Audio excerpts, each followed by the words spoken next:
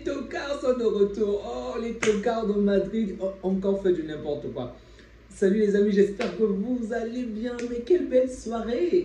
Hier, déjà, la semaine était tellement bonne. La soirée était bonne. Et aujourd'hui, on m'offre encore une excellente pépite. Oh. On va d'abord parler du match entre Liverpool et le Real Madrid. Oh, c'était beau. Mais on a assisté à un très bon match, à un grand Liverpool face à une petite équipe d'Espagne. Hein, notre petit frère là, qu'on a donné la deuxième place pour éviter que d'autres viennent nous foutre le désordre là. C'est ce petit dont on parle. Les voisins, vous allez bien?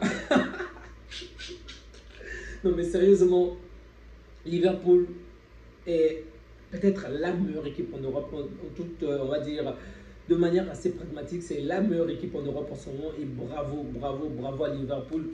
L'Inter fait un bon travail, le Barça également, mais Liverpool est à un autre niveau. Donc pour l'instant, Liverpool est premier, l'Inter de Milan est deuxième et le Barça occupe la troisième place. C'est un classement qui me va plutôt bien, ok? Même si le mieux serait que l'on prenne la première place, mais bon, on va d'abord se contenter de cette place-là en attendant. Donc, mathématiquement parlant, Liverpool est qualifié, au moins pour la phase éliminatoire, ok?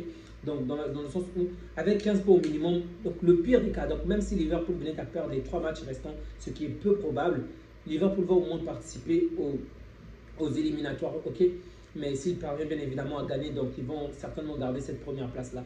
Le Real Madrid, on a vu de quelle manière sont Vinicius, mais cette équipe souffre.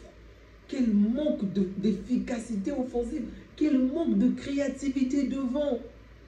Écoutez, des tas de personnes peuvent en vouloir à Arda Güler, peuvent en vouloir à Diaz, même si je pense que Diaz a déjà été mieux, mais je ne peux pas en vouloir à ces deux jeunes joueurs. Ce ne sont pas les cadres de l'équipe. Ils viennent de commencer et ils ont eu la malchance, on va le dire, de jouer contre une grande équipe comme ça en Ligue des Champions, ce qui est un cadeau empoisonné. Les faire commencer dans un match plutôt calme en championnat est une bonne chose. Mais en Ligue des Champions, face à un adversaire aussi puissant, alors que ton équipe n'est pas dans la meilleure des formes, ce n'est pas du tout un cadeau. Alors là, rassurez-vous, ce n'est pas un cadeau. Donc, pour moi, on ne peut pas les en vouloir. Oui, vous allez peut-être parler de Raúl Asensio qui a été exceptionnel, mais il faut tenir compte que ce n'est pas parce qu'un jeune joueur, peut-être même plus jeune, que fait un match exceptionnel, c'est que c'est la norme. Non, c'est juste une exception. Ok?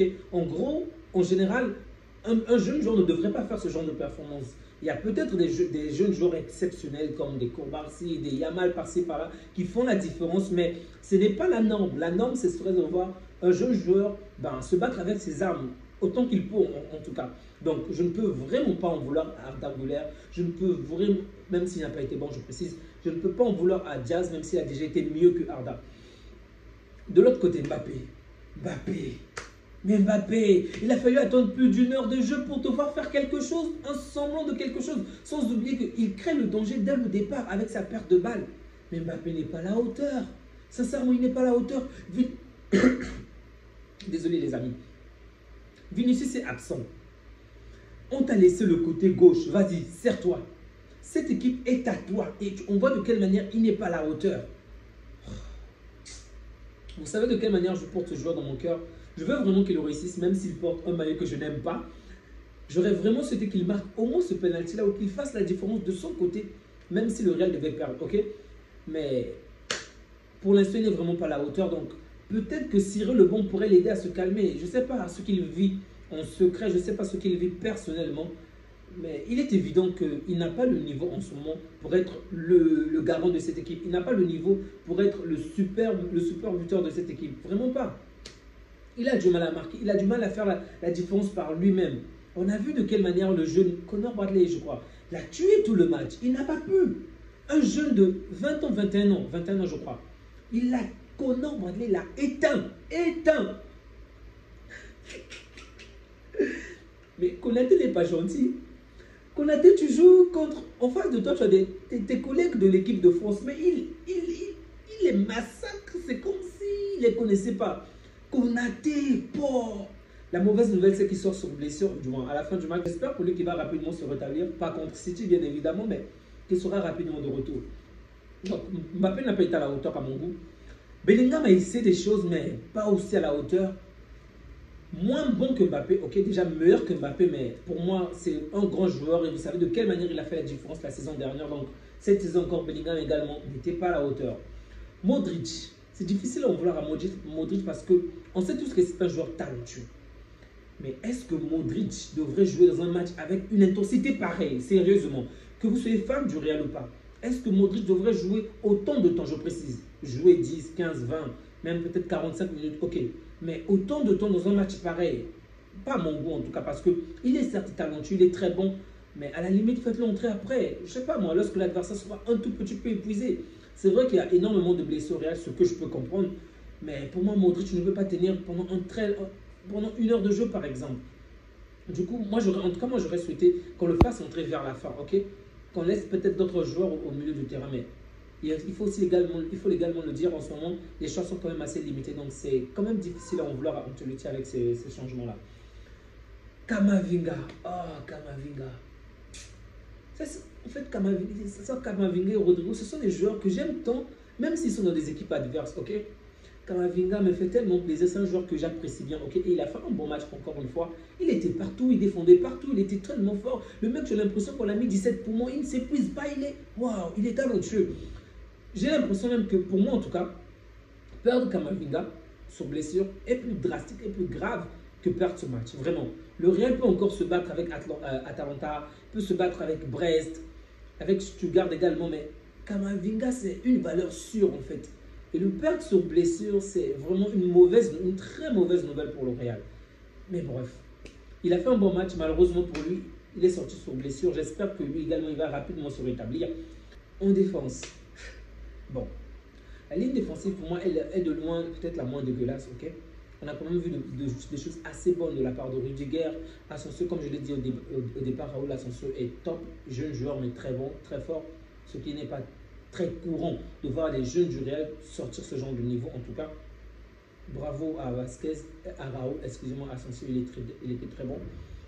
Le Valverde, c'est difficile, ok? Je ne suis pas vraiment fan de le voir en défense, mais il faut dépanner. Le Real a pas mal de joueurs blessés, donc c'est compliqué.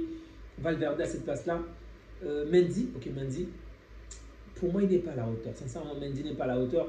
D'ailleurs, je crois que c'est lui qui provoque le penalty que Salah va rater. Donc, Mendy n'est vraiment pas à la hauteur, selon moi. Mais bon, il faut faire avec ce que l'on a.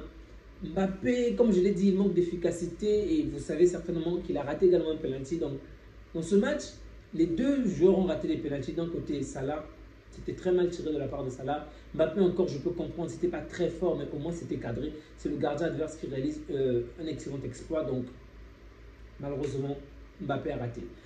Courtois, que dire de ce mec? Il est tellement courtois qu'il aide toute son équipe, même lorsque tout va mal. Sinon, aujourd'hui, le score aurait pu être plus important, vraiment plus important. C'est grâce à Courtois que le Real a encore tenu pendant longtemps. C'est grâce à Courtois, on peut dire que le score est de 2-0. On peut se contenter, on peut croire que le match était, on va dire, assez équilibré. C'est vrai qu'il y avait un certain équilibre, mais en vrai, la supériorité des Red Devils était largement au-dessus. La supériorité des joueurs de Liverpool était largement au-dessus. Ils se sont procuré beaucoup d'occasions. Ils ont, à plusieurs reprises, mis ce gardien vraiment à l'épreuve. Et heureusement que c'est Courtois, ce n'est pas n'importe qui.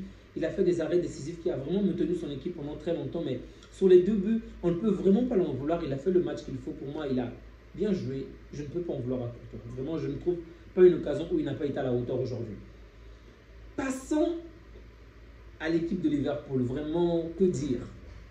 Il y a peut-être des gens qui vont peut-être trouver des coins peut-être pas positifs, mais moi j'ai du mal à en trouver. Sincèrement, que ça peut être Keller, le gardien. Salah peut-être n'a pas été aussi bon que d'habitude. Ok, mais bon. Avec tout ce qu'il réalise, avec son âge, c'est compréhensible. Il réalise de nombreuses courses. Il était très important dans le jeu, même s'il n'a pas pu marquer aujourd'hui. C'était très bon dans l'ensemble. J'ai du mal à trouver un seul joueur aujourd'hui qui n'était pas à la hauteur. Peut-être au début du match, j'ai senti un peu de la frustration de la part des joueurs de cette équipe qui se prenaient pas mal de cartons jaunes, il y avait pas mal de fautes. Ça, c'est peut-être un point négatif. Mais sinon, dans l'ensemble, c'était plutôt bon, ok? Les joueurs que je peux peut-être sortir du lot, en tout cas que moi j'ai trouvé très bon, c'est vrai, on va peut-être parler de Diaz, un joueur que j'aime beaucoup et pendant longtemps que j'ai voulu voir au Barça, mais financièrement, apparemment, c'est pas possible. Donc, Bradley qui fait un très bon match, vraiment bravo à Bradley, un très jeune joueur qui revient de l'école de formation de Liverpool et qui nous sort ce genre de performance, ça fait toujours plaisir et c'est certain qu'il va rester dans cette équipe pendant encore de très très nombreuses années. Konaté qui fait également un bon match, c'est le talent, quoi. C'est le talent. Sans blague, il m'a même fait. En fait, il est tellement bon, non seulement défensivement, mais offensivement également. La manière dont il casse les lignes, sa verticale, il se prolonge, il va tout droit devant. C'est comme si tu te dis, ce mec, il me fait un peu penser à Luis Joao Cancelo, ok? Sauf que lui, il est dans l'axe. Il était dans l'axe en tout cas. Cancelo au moins était latéral, ok? Mais lui, il est carrément dans l'axe et c'était très très beau. Même s'il n'a pas marqué, mais en tout cas, il a fait de très bonnes choses. Et c'est un défenseur, on ne s'attend pas à ce qu'il marque. Pour moi, il a fait un bon match. Van Dijk également fait d'excellents arrêts, un excellent match de la part de Van Dijk. Donc, comme je disais, je ne trouve pas, personnellement, je ne trouve pas de flop. Peut-être que je commets une erreur. De mon côté, je trouve qu'ils ont tous été à la hauteur, ils ont tous été au rendez-vous aujourd'hui. Du coup, pas besoin de citer chaque joueur, mais dans l'ensemble, c'était très bon. Mais le joueur qu'il ne faut surtout pas oublier, c'est Marc Allister. Oh, ce petit, ce garçon, ce jeune homme, cet homme, waouh, mais quel niveau! Le mec, il s'est mis dans sa tête qu'il devait jouer une grande finale. Il a exorcisé les démons de Liverpool face au Real. Vraiment, jusqu'à la fin, je m'attendais à ce que le Real réalise une remontada parce que j'ai du mal à me projeter, ok, avant la fin du match, bien évidemment, à voir Liverpool remporter le match face au Real. Même lorsque Liverpool est très bon, je me dis, ils ont comme ces démons-là pour les faire croire qu'ils ne sont pas plus forts. Genre qu'ils ont comme on va dire, c'est comme s'ils se sentaient mentalement inférieurs au Real, ok? Et on l'a vu lors des finales passées, lors des Champions League passées. Il n'y a vraiment qu'une fois de plus que le Real l'emporte aujourd'hui, mais ils m'ont régalé, ils ont tapé notre petit frère et ça me fait plaisir, vraiment ça me fait plaisir. Donc bravo à Marc Allister, bravo à Jones, lui également il a fait un bon match. Tout était bon, vraiment que ça puisse être au milieu, en attaque et en défense. Donc ça me choque quand même de voir de quelle manière le milieu du terrain de Liverpool a été largement meilleur que celui du Real. Okay, c'est vraiment ça la vérité. Je pense que tous ces joueurs au milieu du terrain, et la victoire est méritée parce que sur pratiquement toutes les lignes, Liverpool était meilleur. Et en milieu de terrain, n'en parlons pas, je pense que le fossé était beaucoup plus grand. Camavinga essaie de faire de très bonnes choses, mais ça n'a pas suffi en tout cas. Les amis, on va s'arrêter là. La soirée est tellement belle. Donc, j'espère que vous, si vous avez profité de cette soirée, prenez soin de vous ainsi que des vôtres et que Dieu vous garde. Ciao!